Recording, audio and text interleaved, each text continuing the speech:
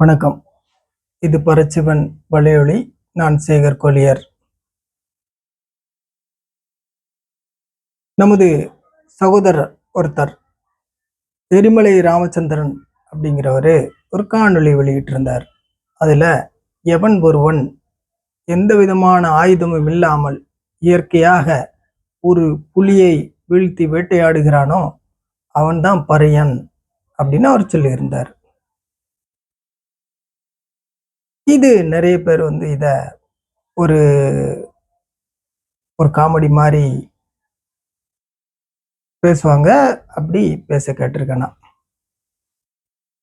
அதாவது அவர் சொன்ன கருத்து உண்மை. இந்த பறையர்கள் ஆதி மானிடர்கள், மலையில் அவதரித்த மனித இனம். இவர்கள் மலையில் வாழ்ந்த காலத்துல இவர்களுடைய உயரம் என்பது கிட்டத்தட்ட 9 அடி இருந்தது.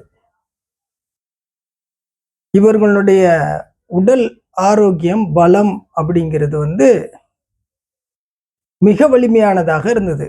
9 அடி என்ன நினைச்சு கூட பார்க்க முடியாது. இப்போ மனிதன் ரொம்ப பிரமாதமா பிரமிப்பூட்டுற மாதிரி இருக்கும். அப்போ அந்த அளவு ஜெனட்டிக்காவே அந்த அளவு ஹைட் உள்ள மனிதர்களாக இருந்தாங்க.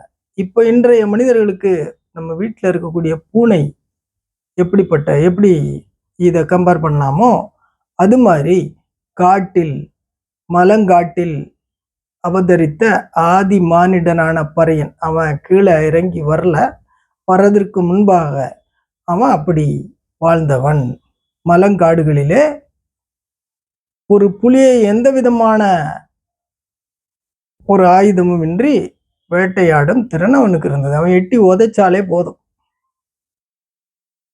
தூக்கி கீழே அடிச்சிட்டாலே போதும், புலியை வேட்டையாடி விடலாம்.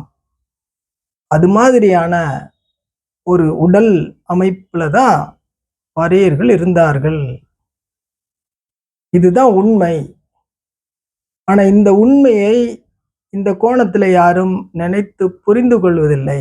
அதனாலதான் அந்த கூற்றை, அந்த ஒரு பேச்சை அவர்கள் நம்புவதற்கு தயாரில்லை. இப்ப நான் விலைக்கு இருக்கிற அடிப்படையில எல்லாரும் அதை நம்ப முடியும் அப்படின்னு நினைக்கிறேன். நன்றி.